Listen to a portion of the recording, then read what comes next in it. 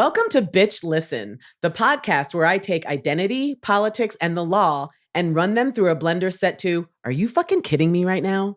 I'm Imani Gandy, aka Angry Black Lady, and if that just made you recoil in horror, don't worry about it, friends. I'm actually a goddamn delight. So, here's the thing. The Constitution isn't working for Black people. I know that sounds dramatic, but it's also just the truth. This document gets treated like holy scripture in the United States, but when you actually look at how it functions in practice, it's a hot mess. The people who wrote it didn't see us as human beings, and yet their words are still being used to decide who gets freedom, who gets rights, and who gets left out.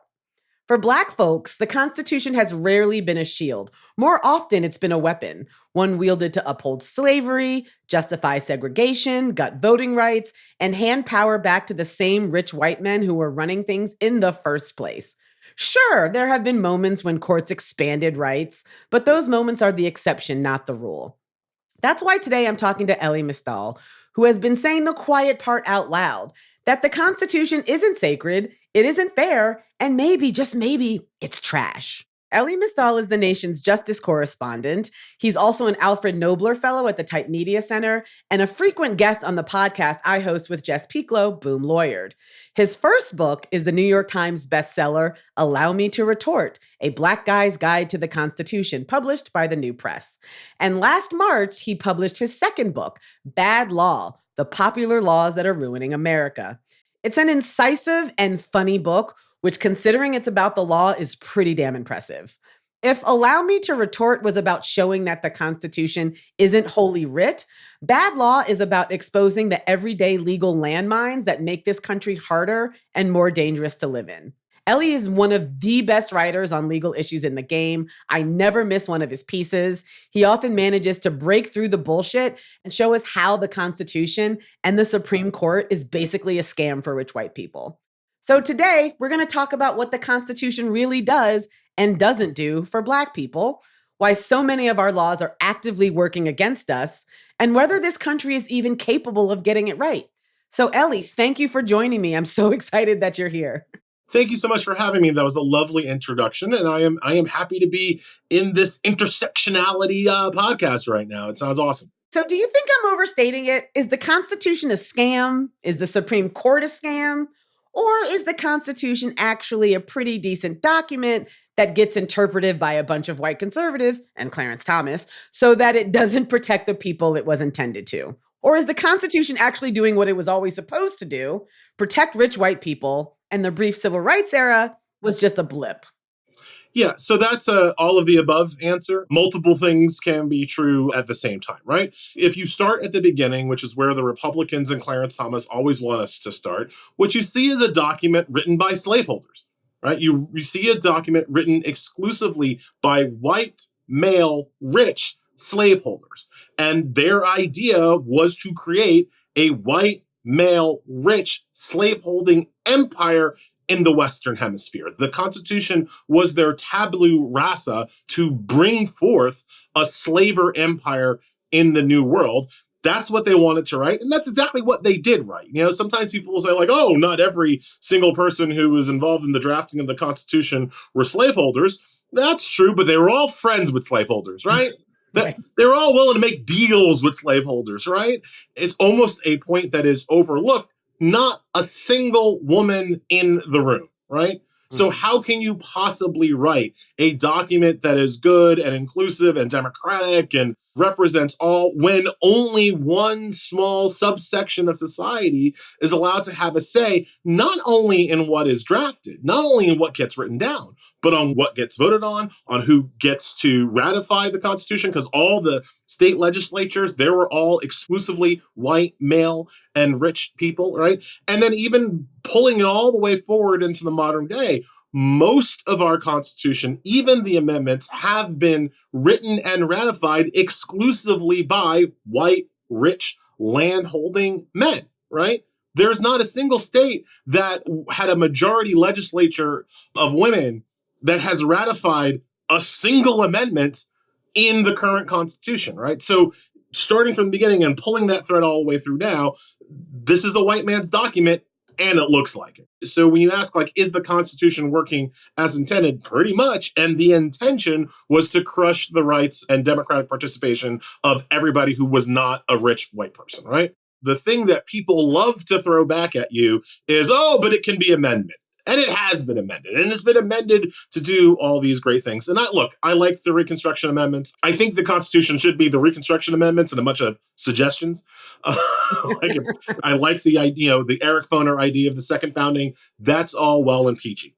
But let's never forget that even the Reconstruction Amendments were written, here we go again, exclusively by white, rich, land-owning men, and they were ratified exclusively by white, rich, land-owning men in state legislatures, right? And so when you look at the Reconstruction Amendments, you see a lot of gaps that wouldn't have been there had Black people, Latinos, and women been allowed to have a say even in those amendments, right? The 13th Amendment, no slavery except for incarceration, which is what we're totally going to do to as many Black people as we can find, right? The 14th Amendment, equal protection, awesome. No housing rights, no habitability rights, no economic rights into that 14th Amendment, just bare bones, basic political participation. The 15th Amendment, voting shall not be abridged on account of race. What about gender? Yeah, we're not going to talk about that. Like the women folk, then we're not going to. How do we make sure that the 15th Amendment happens? How do we make sure that voting rights are protected? Oh, we're not going to pass any legislation to help that. We're instead going to go through another 100 years of apartheid through the structure of Jim Crow, right? So even these greatest amendments that people focus on as the things that redeem the Constitution were crap, were white men's crap. If they had asked any of the Black people, the newly freed Black people, what they wanted in those amendments, I guarantee you they would have put housing rights in there. I guarantee you they would have put economic rights in there. And I can prove that from my favorite example, the South African Constitution, the post-apartheid South African Constitution, right? Because what did the South Africans do? Did they just tag on some amendments to the white Afrikaner Constitution? No. They threw that whole racist thing in the trash, and they started again with a delegation that represented everybody from South Africa, yes, including white people from South Africa, but also women and also Black people from South Africa, wrote an entire new document. And that is why the current South African Constitution is one of the most robust when it comes to protecting basic human rights, housing rights, and economic rights. That is all throughout the new South African Constitution, stuff that we are still woefully behind on in this country. Do you think there's a way to read into the Reconstruction Amendments some of the things you're talking about? Because, for example, I want to talk about Ketanji Brown Jackson, right? And the way she isn't shying away from originalism the way that most liberal justices have in modern history, right? She's forcing the white wing, as you so frequently call them, to wrestle with the fact that the Reconstruction Amendments were intended to be Black-ass amendments, even though they were written by white people. They were intended to bring about some parity between newly freed enslaved people and white people. So can you talk about how her approach to originalism, this idea that you've got to go back to the founders, the wig wearers and the tight wearers and ask what they thought? Can you talk about how she's sort of flipping that on its head and saying, no, actually, Black people were intended to be a part of this discussion, even way back then?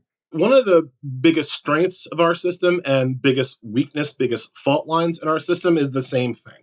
And that is, if you give me 5 Supreme Court justices, I can make the Constitution say whatever the hell I want.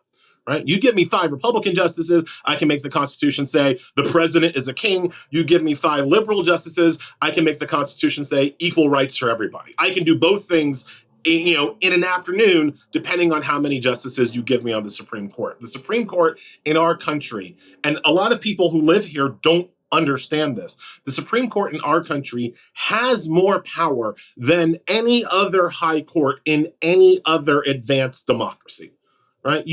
We know the names of the justices on the Supreme Court. Most educated people can name at least a couple, right? That's not true in Canada.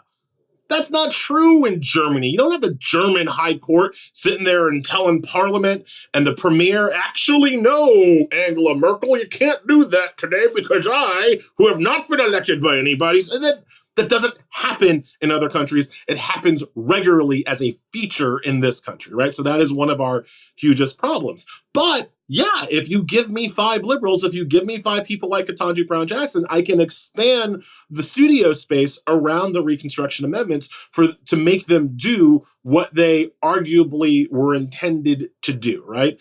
And so when you say that Ketanji Brown Jackson doesn't shy away from originalism, no, she goes all in on originalism, where it's appropriate to look at the actual founding intent of the people who wrote the Constitution or the people who wrote the Reconstruction Amendments. Like, she will go in and look at their original intent. And when you look at the original intent of the Reconstruction Amendments, they were to bring forth a co-equal nation for the first time in this country's history. And she goes right towards there, right?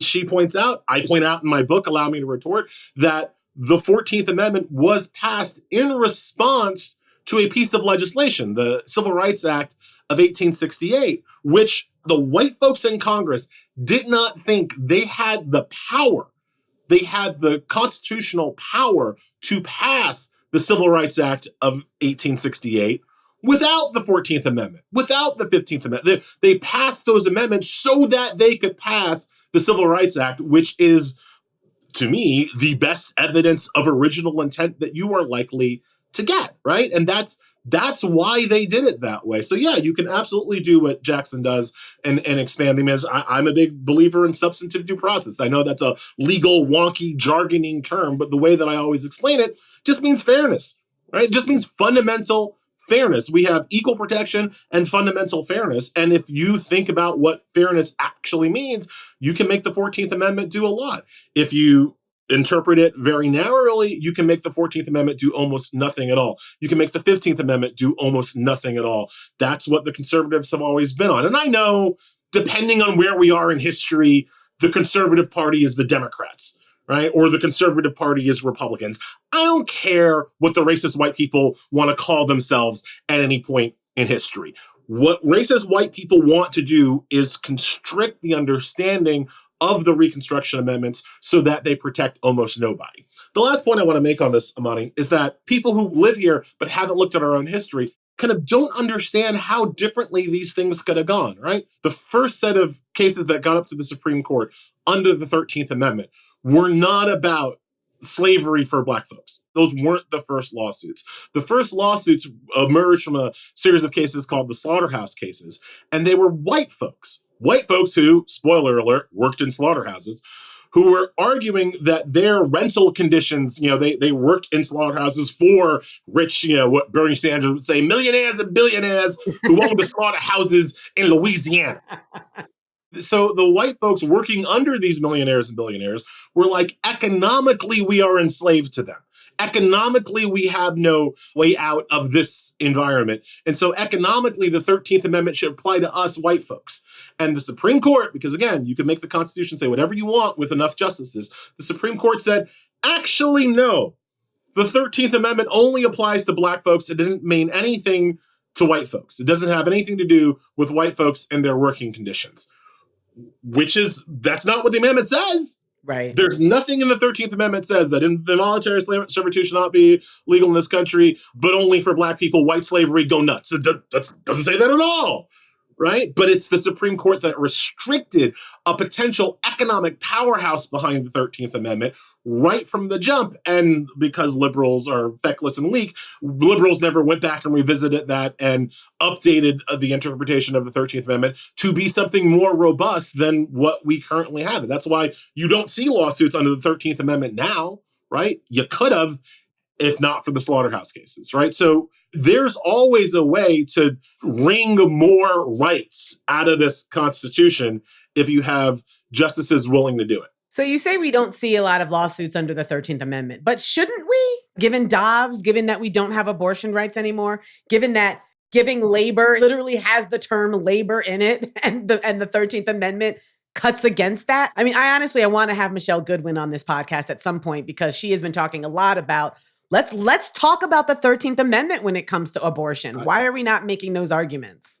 Imani, as you know, again, that's in my book, and allow me to retort that you can talk to me all about where you want to find the right to privacy and the right to abortion, right? Some people say the 9th, some people say the 14th. You can pull it from any place. I pull it from the 13th because involuntary labor is right in the text of the damn thing. And what is forced birth other than taking over a woman's womb without remuneration against her will for 9 months, right? Right. The 13th Amendment doesn't say no slavery unless it's like for like 6 months. Then, you know, what we're going to do about it. Just limited slavery. There's no time gate on the amount of slavery, right? If you're a slave for a day, that violates your 13th Amendment rights, right? So anytime a woman would like to be done with her pregnancy and the court is forcing her not to be against her will, her womb has been enslaved by the Christo-fascist government, I think that's unconstitutional. I think that's unconstitutional under the 13th Amendment right there. But here's the thing, and you know that I always make this point, Imani, I also have spoke for the liberal justices who did not center the right to an abortion under the 13th Amendment, who do not pull forth the most robust possible reading of the Constitution and its amendments. They are always trying to slice that salami as thin as possible to give away as few rights as possible, as opposed to really thinking about an expansive interpretation of the Constitution. It is frustrating because the Republicans always go whole hog. I say this all the time. Whatever the worst thing you can think of, that's what the Republicans are trying to do right now. Like, whatever the worst thing is that they can think of, they are trying to do it. Liberals rarely are trying to do the best thing they can think of, right? Liberals are almost hobbled sometimes by a lack of imagination that the Republicans always seem to have, that extra Disney level of how can we make people do what we want even more. They always have that spark, if you will, in them. And I find that so frustrating. I remember in 2012 when Obama won re-election, and it was like the early days of Twitter, back when Twitter was still fun. And it seems to me, I was like, I was on Twitter clowning all the people who were complaining that Mitt Romney didn't win, but it was like, sorry, your boy lost. Here, have some free fucking healthcare, right? It's like our side, we're not trying to take rights away from people. We're trying to make life easier for people, even if we don't like those people. Whereas the other side is willing to take a personal hit if it means Black people, women, people of color, trans people, gay people don't get anything. And I find that so frustrating. Why can't Democrats just be like, this is what's good for you, and here's why? And if we can stand for something, maybe we can grab some of these non-voters and be like, oh, look, these Democrats are actually doing something, as opposed to cowering before Trump and just always playing defense. It's one of the asymmetries in the battle between liberals and conservatives. One of the reasons why I am liberal is that I always have a reason for why the policies I want help more people than me. You might not agree with my reason. You might not want the help that I'm providing, but I have a reason, right? Like, I look at toothless yokel Trump voters and I'm like, oh, you guys need some stuff. And even though you might hate me, my policies are going to help you get the things that you need to live a better, happier life, right? When you flip it and you look at the Republican argument, the Republicans never have any argument for why the people they don't like are better off under Republican rule. Never, ever, right? There's never an argument, oh, we're going to do this so gay people can be happier. Never. That's never their argument, right? They never have anything for the people they think should be crushed, for the people they think should be deported, for the people they think should be made to suffer. The liberals always have an argument for even why our enemies might benefit, should benefit from our policies. And it's one of the biggest cleaves to me between the two parties, and the biggest cleaves kind of sociologically between the kind of person that votes for Republican and the kind of person that votes for a Democrat, right? The Republicans are in it. Adam Serwer, brilliantly said the cruelty is the point. That's one of the things I keep trying to tell Democrats about Trump. Democrats like to point out Trump isn't delivering on his promises. He promised this economic thing and he promised that economic, and it's not happening for these people. I'm like, those people are getting exactly what they wanted. Mm-hmm. What they wanted, the reason why they voted for Trump was to bring pain to others. And Trump brings the pain. Trump hurts the people they hate. Trump is keeping his promises to hurt the people they hate. And that's all they need. That's all they want. They don't actually want the services. They don't actually want the healthcare. They don't actually want the economic security. They want people to be in pain, people who are not them to suffer. And they're getting it, right?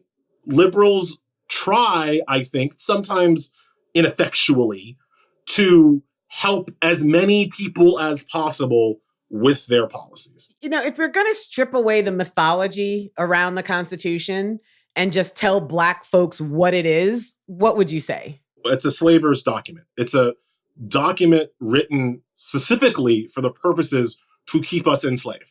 And even though we have tried to amendment, that fundamental purpose has not changed, and it's still working exactly as intended. I like to point often in this kind of conversation to the very structure of the United States Senate, the second house of Congress, right? The United States Senate is a thing to support the institution of slavery.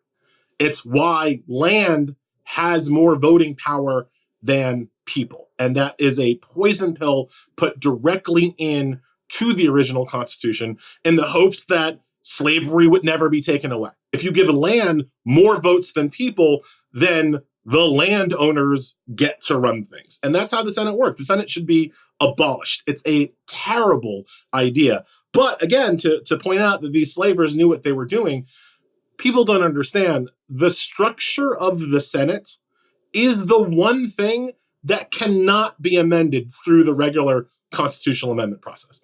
Like, they wrote into the Constitution that if you change the structure of the Senate, each state gets 2 votes. You have to start all over. You have to have a new Constitution. It cannot be changed under the current form of this Constitution because they understood why the Senate was so important. And the Senate still fundamentally works to enforce white supremacy in our society because of the way it's structured. The only way to get over the unequal anti-democratic Senate is to add a bunch of other Black states or to combine some of the white states, right? Why do we have 2 Dakotas? Can somebody please explain why we have 2 Dakotas, right? That's 4 votes. That's 4% of the Senate in the 2 Dakotas. And you could take everybody who lives in the 2 Dakotas and they would fit into a couple of apartment blocks in Astoria, Queens. Why do we have, but we have 2 Dakotas, but we only have 1 New York, right? It's not like, Manhattan and the Bronx and Brooklyn. It's not like they're all their separate states, which population wise, they easily could be. That would change the structure of Senate. If DC was a state, DC would be the blackest state in the Union, which is why DC is not a state, right? The only way to overcome the fundamental racism of the Senate is to add more states, and the white folks won't let us add more states. So we are where we are. So we're stuck with this Constitution, this slaver's document that wasn't written for us, right? That's trash. Is there anything that you think it can realistically offer Black people today? Or is it just, fuck it, we need to figure out a way to get rid of the whole thing and just start over? No, I think there's something that can realistically offer, because there are, as much as it's a slaver's document and it's trash and I don't like it, I don't think we should treat it like gospel. Like I said, you give me 5 liberal justices, I can do a lot of stuff with that, right? Some of the fundamental ideas in it, some of the fundamental text in it, they didn't want to put the word slavery in their pristine slavers document, right? The only time the word slavery appears in the entire Constitution, which was written to uphold slavery, is in the 13th Amendment abolishing slavery, right? So if you look at the actual text of the document, there are things you can do with it if you give me enough justices to make that happen. It's the 14th Amendment to me and a bunch of suggestions. I can put every law against the acid test of equal protection. And you let me do that, and I can invalidate a whole lot of racist laws and support a whole lot of good laws, right? With just understanding that everything has to survive a test of equal protection and substantive due process, right? The 15th Amendment and the 19th Amendment, boom, should solve our voting problems. They won't let us solve our voting problems, but you give me the 15th Amendment and the 19th Amendment, I can end gerrymandering right now. If, again, you give me 5 justices, I can end gerrymandering right now, because gerrymandering frustrates the goals of the 15th and 19th Amendments, right? So, there's a lot you can do. People will go back and forth on the equal protection, the Equal Rights Amendment, the ERA, the should be 28th Amendment, right? If you gave me that amendment, I could do a lot of work, but I also don't need You it don't need it. because Yeah. I got the Equal Protection Clause right in the 14th Amendment. And that should be enough if you give me the votes on the Supreme Court. So when people talk about like reforming the Constitution or amending the Constitution, everything starts and stops with controlling the Supreme Court. And I can prove that because you know who knows that? The Republicans. Right. You know who knew that? Mitch McConnell. Right. Like, those are the people who understood that you could do whatever you wanted in this country without having to subject yourself to the will of the people and quadrennial elections if you just controlled 5 of the 9 people given lifetime appointments to the Supreme Court. And they spent a generation putting that together. Mitch McConnell did not start stealing the court in 2016 when he refused to give Merrick Garland a hearing. Mitch McConnell started stealing the court when he got to Washington in the 80s. Right? This has been a long-term project for these people, and it is paying immense dividends for them now. If you want to stop that project, you have to control the Supreme Court. Nothing matters at the same level because the Supreme Court is the most powerful branch of government. People also don't get that because he's focused so much on the president. He's got the button, he can push it, and boom, president. The Supreme Court can veto anything the president does and anything the Congress does, right? Now, an aggressive president, kind of like the one we have now, kind of like Teddy Roosevelt, kind of like Abraham Lincoln, might tell the court to go jump in a lake because they don't have a button. They don't have an army. They don't have the military on their side. But if you have a president who is willing to conform to the norms, which is not the one we have now, but the ones we've certainly had for the most of my life, the Supreme Court can veto anything it wants. So controlling that branch of government is the first way to control who gets rights and who doesn't.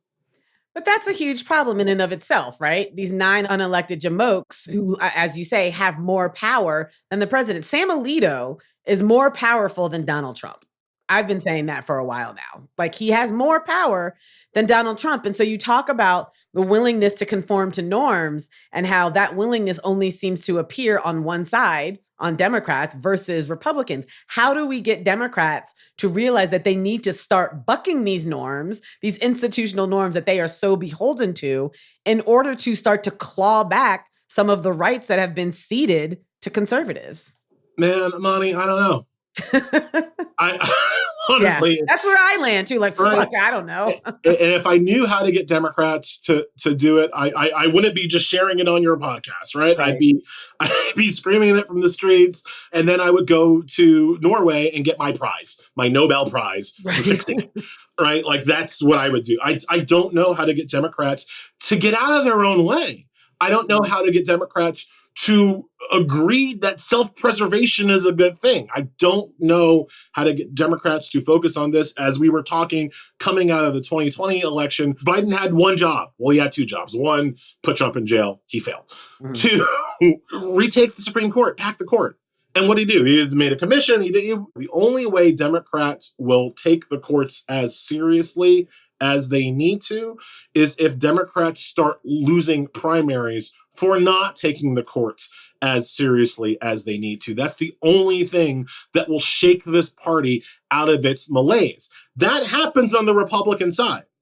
You run a Republican campaign and you say that you're not going to appoint hardcore, fire-eating conservative justices, you will not win that primary.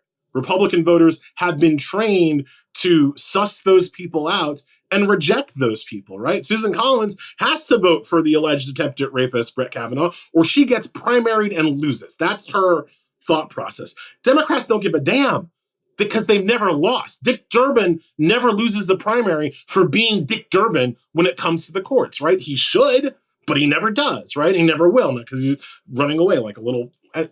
Anyway, and he never will, right? Dianne Feinstein never lost a primary for being weak, hugging Lindsey Graham person on the courts. The Democrats that do active harm when they have power on the courts don't pay an electoral cost for it in primary season. And until that happens, the Democrats will keep doing what they're doing.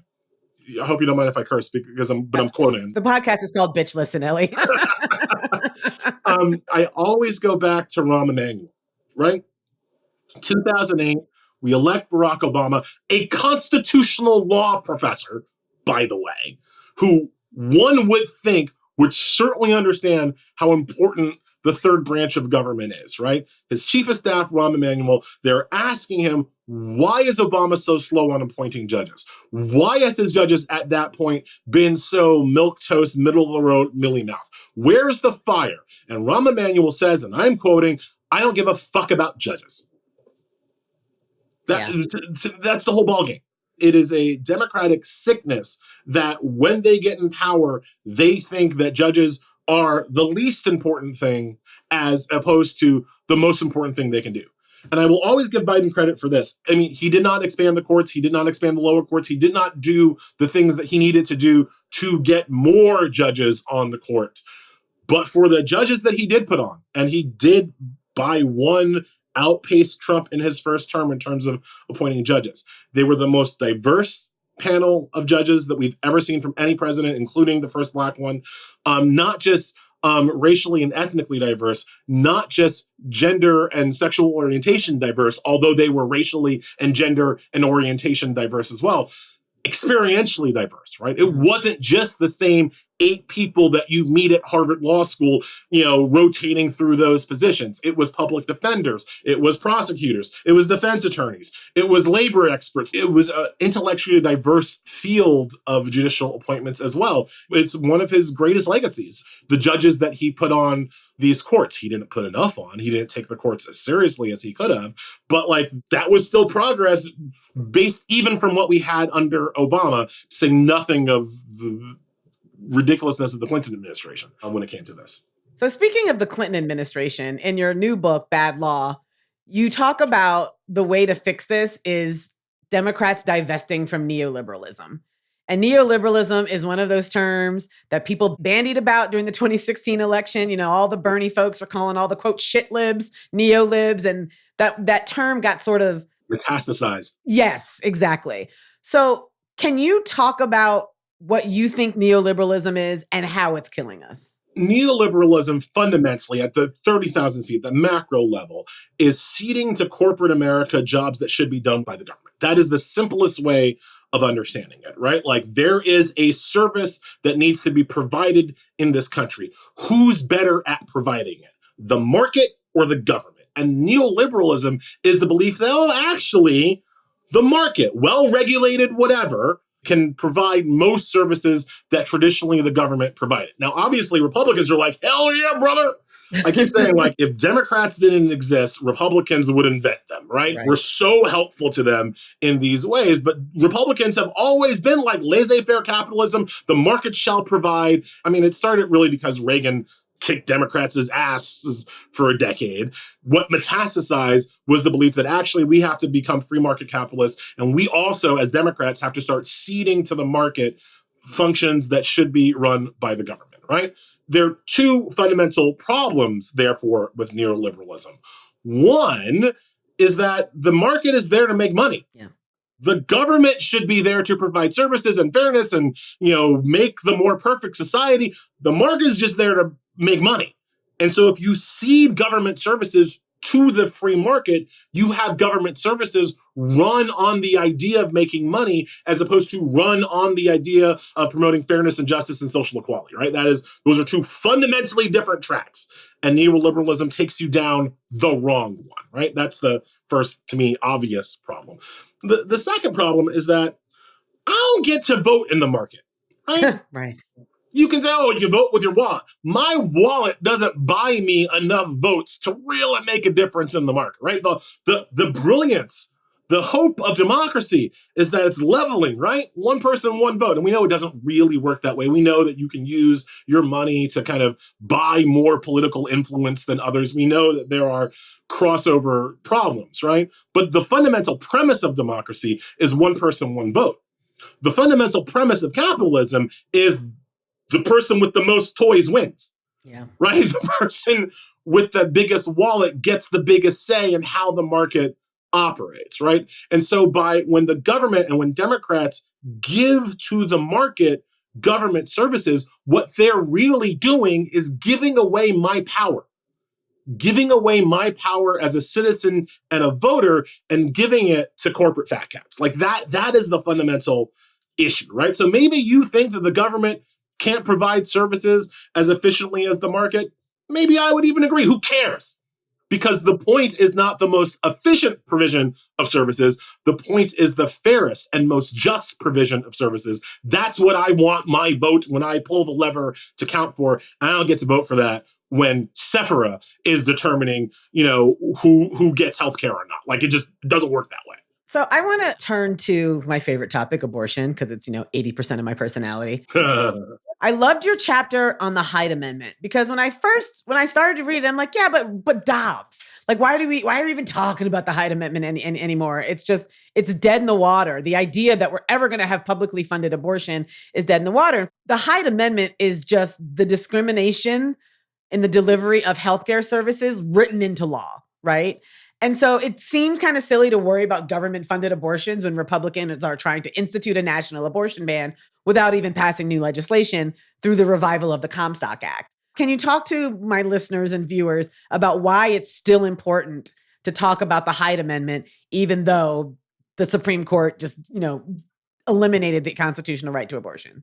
Because one of the problems Democrats, I believe, always have is that Republicans come through and smash things. They break things, they leave shards of broken glass everywhere. And the Democrats come in with super glue and duct tape saying, we can put it back together. We can put everything back. We can put Humpty Dumpty back together again, right? And the goal should never be to put Humpty Dumpty back together again, because Humpty Dumpty was an asshole, right? What the goal should be is to build something better, more durable than Humpty Dumpty, right? And so the reason why I decided to focus on the Hyde Amendment, even in this world where Dobbs and whatever, is that you're going to have Democrats talking about the restoration of abortion rights, talking about legislation to protect abortion rights, but talking about it in the old way where the government is still, we're not going to fund abortion. And it's the completely wrong argument. The Hyde Amendment was always the completely wrong argument. The Hyde Amendment, which Joe Biden supported from, 1876 when he first got into public life until, literally right before he decided to run for president again, was the Joe Biden defending the Hyde Amendment. This idea that your tax dollars shouldn't have to go for health care you don't like. What? Yeah. Since when? Because I got some health care that people get that I don't think they should get, right? I would love to make sure that my tax dollars doesn't go to make anybody get Botox in their face and look like a lizard. Like, I think that would be, and then don't even get me started on the larger question of like where my tax dollars, I would love for my tax dollars to not go anywhere in Gaza unless it is food or water. Can we do that? But no, I don't get a line item veto on my tax dollars. That's not that's not on the IRS form. Trust me, I've looked for one, right? And so the idea that women's health care and only women's health care is the one thing that each individual taxpayer says, well, I don't like that, so I'm not paying that's ridiculous. And it's a ridiculous argument the Democrats fell for and fell for and fell for again and again and again. And it's one of the reasons why abortion was always on shaky ground, because the Democrats always treated it like something different, like something, dare I say, shameful. Like, oh no, Republicans are like, it's a baby Holocaust. Democrats were like, well, sometimes the cheerleader gets knocked up and it's real sad, but like, what? No, right. It's fucking healthcare. Yes. Period. You don't have a choice about who gets healthcare that you like or not. The reason why the Hyde Amendment can never come back is that you cannot ever put abortion on this shaky ground again if you're ever in a position to restore it, which, from where we're sitting right now, feels like a long way away. But people forget abortion is extremely popular. Extremely popular. Right? I think it is likely in my lifetime that we see some restoration of abortion rights because it's extremely popular, and forcing women to die for the crime of getting pregnant is not something that most people want to see in this country. It's one of the reasons why the Republicans try to suppress all of the stories about the women in hospital beds and the women who can't get medical care, all of the EMTALA stuff. Like, one of the reasons why they try to suppress those stories is that people don't like them. Yeah. Abortion's popular. And so I think that we will have abortion rights again in my lifetime. But granted, I'm working out. I'm trying to live to make that happen. But when we do, we can't go back to the old ways. We can't just, restore what was lost. We have to make it better than it was. Yeah. And to your point, I absolutely agree with you because right now, even within the pro choice, pro abortion movement, we're seeing states like Missouri having fights over whether or not to tie fetal viability to the availability of abortion. And just for the record, tying abortion access to fetal viability is still a ban. It's Mhm. a ban after fetal viability. In my home state of Colorado, we passed a reproductive health equity amendment that has no fetal viability conditions on it. And when people say, well, voters aren't going to accept abortion on demand, people aren't going to accept abortion up until the moment of birth, which is what Trump likes to say. But that's not true because in Colorado, people in Lauren Boebert's district voted for abortion with no fetal viability limits. So it's possible. So when we have people in the pro choice movement not willing to go that extra mile and try and see if we can reach voters to remove fetal viability, then certainly Democrats in Washington aren't going to be working any harder than to just quote unquote codify Roe when Roe was always bullshit. It was just what we could get at the time. And now here we are in 2025 talking about going back to a system that didn't work for everyone. And I find that extremely frustrating. That had poor access for people. Roe was never defended well, right? It was defended mainly by women, mainly by outside activists. It was never defended well by liberal men with power, ever.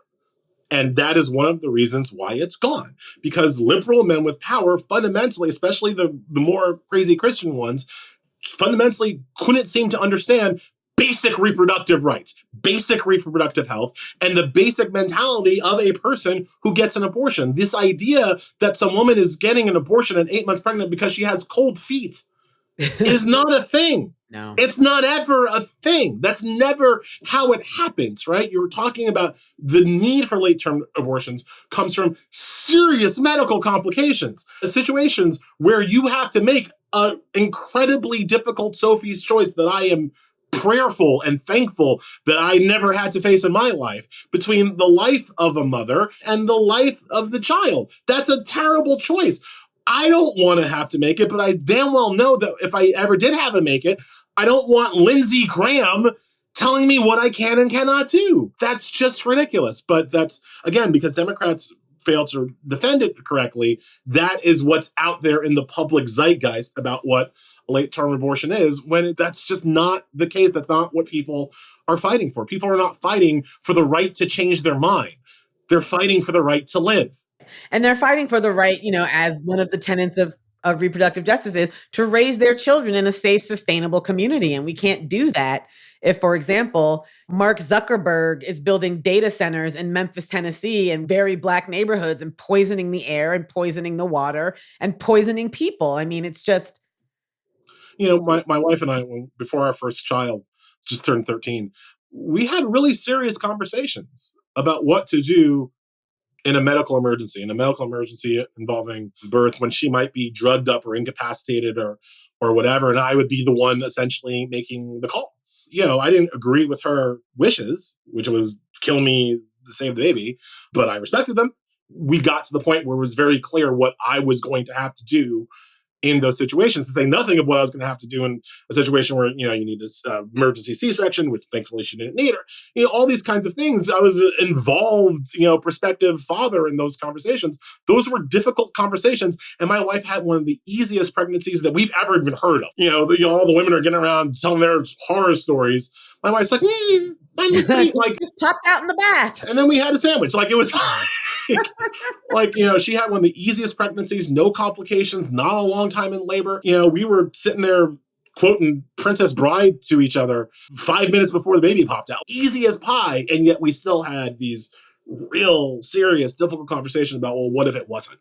Right. So I can't even imagine what it's like for people who are having real medical complications, real life-threatening complications. My mother had them with me. The idea that Ted Cruz has a say. Yeah. Right. The idea that Chuck Grassley has a say in those conversations between a pregnant person, their doctor, and their spouse. It's just insane to me.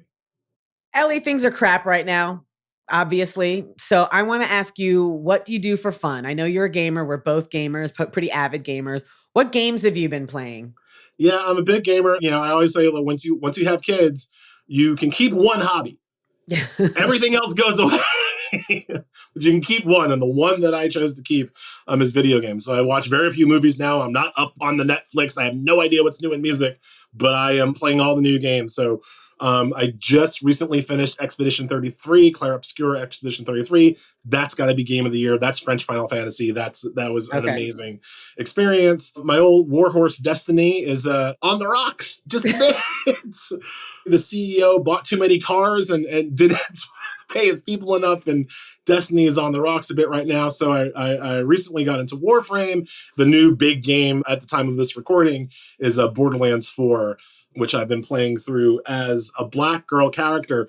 But what I have found out, because I recognize the voice, and the black woman who plays the character that I'm playing in Borderlands was also the voice actress for Ashley Williams in the Mass Effect series. I don't know if you played it. Oh, yeah, yeah, yeah. Right? So Ashley's like a huge racist, a huge speciesist. Yeah, yeah, right? yeah. And I had no idea that she was voiced by a black woman, which was just I had no idea either until just this moment. That's amazing. chef's kiss, chef's kiss. Old BioWare was great. So anyway, so I'm playing Borderlands. So is Borderlands good? Did you play Borderlands 3? I heard Borderlands 3 wasn't that great. The writing was a bit hickish for me. Like, look, we're black gamers. You're going to accept some white coding in your games. Like, there's no way out of it. Like, even Expedition 33, which I was just lauding, right? There's no black people, right? It's French. They think that all the black people are in Africa, so they didn't include any. And you just accept these things as a gamer to get you through the game. So I try not to have that be a stopping point. Borderlands 3 was just over too much. Like, I don't want to be here with these. I'm not. I fight West Virginia all the time in real life. I don't need to fight it in the video game. That's how I felt about Far Cry 5. Right.